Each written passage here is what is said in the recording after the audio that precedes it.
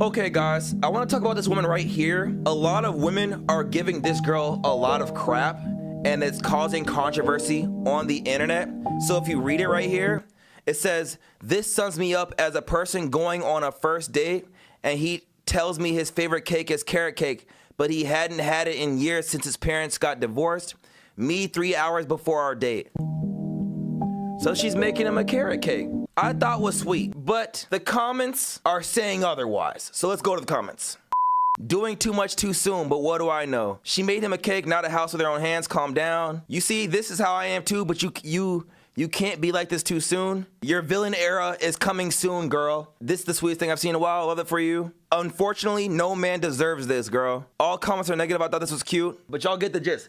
Everyone's telling her like, girl, don't be doing this for no man, especially like it's too soon. You putting too much of your heart in there. Da da da da. So everyone's like, a lot of people are in here saying these women are sad in here. Ignore the comments. That's why in the top you can sit here and say, look, loving someone is never a waste. Ignore the comments. If this is genuinely the way you are, keep it that way. I'm tired of everyone projecting their negative situations onto strangers. I hate modern dating because why is a small, kind, thoughtful gesture so controversial? So here's the thing, right? Modern dating. And I think, guys, me and you have never had a conversation on modern dating. Reason why I don't talk about dating, it pisses everybody off. I can say some contradicting things, so I don't like to bother with them.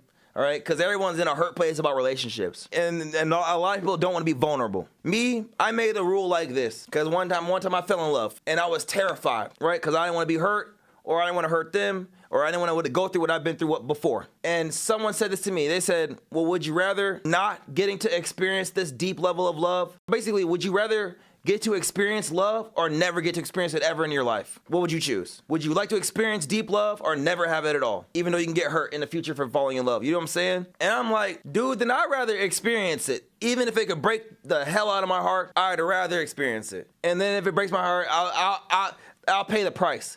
And that's because, guys, I believe in equivalent exchange. To gain something, to receive something, you have to lose something. That's how it works. A lot of you guys fall in love with somebody, and then the downfall of the relationship is you trying to maintain and keep it in a box, own it, keep it as a prized possession. Y'all notice that y'all relationship get toxic as hell. Why? Because all that toxicness is you trying to make sure the relationship never ends, never gets broken, never gets taken from you, blah, blah, blah, blah. Love is free. I'm sorry to say this. It's like when you fall in love with something, the next thing that you want to do is experience it to the fullest, and when it's time for it to go, it's time for it to go. And that's okay, you prepare for that.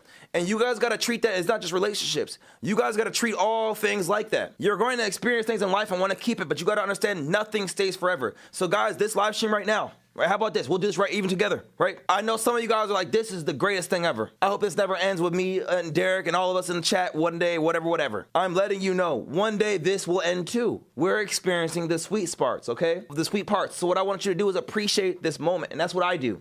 I appreciate every experience and moment, right? Because I know it's not forever. That can make you feel sad, but then it also makes you very happy. That's what I'm saying, because now you value it. Now it values. Y'all ever notice you be in a relationship? Like a man, let's say about a man, and y'all gonna relate to this, a man. He be treating you wrong, doing you dirty all this time, treating you bad, not even bringing flowers, don't do nothing for you. You finally get sick of it, you break up. You break up and say, I'm leaving, I'm done, right? And what does that man do? Baby, I'm sorry, I miss you.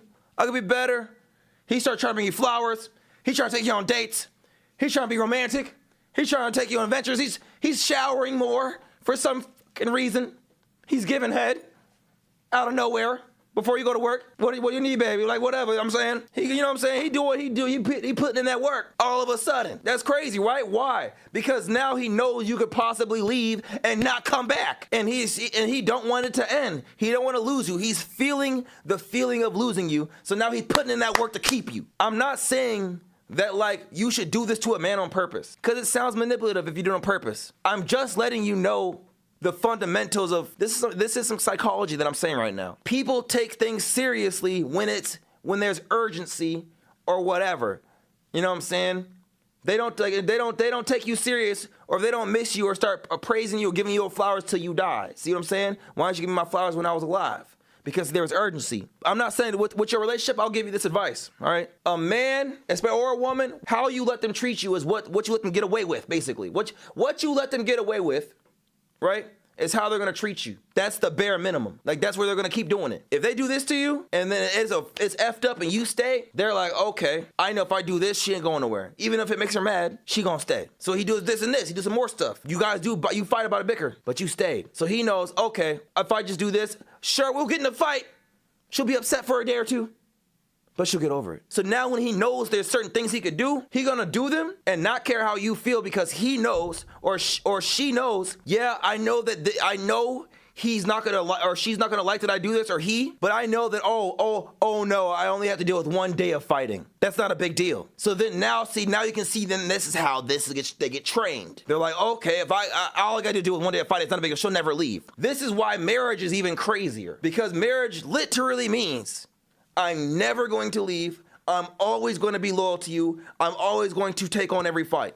I'm always going to deal with every fight. I'm going to work out everything, even no matter how bad it gets. Marriage is supposed to be a two-person thing where both people are supposed to both put in that work. You get what I'm saying? They're supposed to both put in that work and be honest and be kind and be, you know what I'm saying, fruitful or for sickness and health, whatever. Really care about their partner, which keeping their word. But if you get with a partner that won't keep their word, then you're going straight to hell. He cheated on you, or cheated on you multiple times, but because you're married, you know what I'm saying, he knows, okay, well, we're married, so we have to work it out. She has to forgive me because I'm her husband. And then if that doesn't work, you know what they do? Take you to church. Pastor, we're trying to fix our marriage, but right now she just can't get over that I effed another B. She's been holding this on for too long, and we gotta work this out. Tell her not to leave me.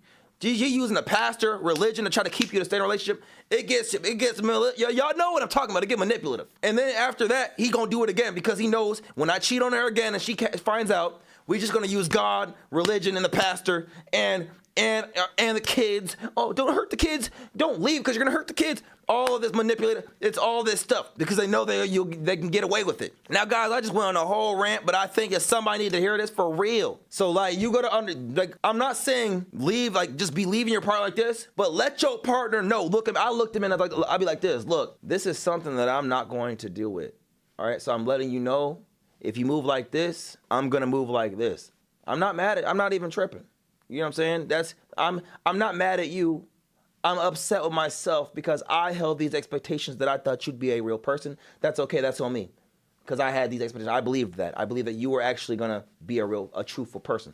Boom, we're gonna move past that. So I'm gonna move according to this. If you do this, I'm not gonna deal with it. I'm doing this. That's just point blank, period. You know what I'm saying? And then not only that, when they do cross that boundary, you remove your presence. I'm not saying remove your presence from them forever. If not presence, certain behaviors. Like some people love hard. Love a person in the middle. Meet in the middle. If they love you at this level, you love them the same. Because some of you guys are overgivers and you love too deep. And y'all love too hard, and you giving up too much, and people are doing the bare minimum. And you mad at them when in reality you should only be mad at yourself for giving too much. It's called energy management. Yeah, I made that up. I have a whole lesson on TikTok, actually. Go on TikTok. I made it up. It's my second channel. Pay attention to how much you're giving. Being mad at a person because you're giving too much is crazy. Manage your expectations. Manage your expectations. I'm dead. Okay.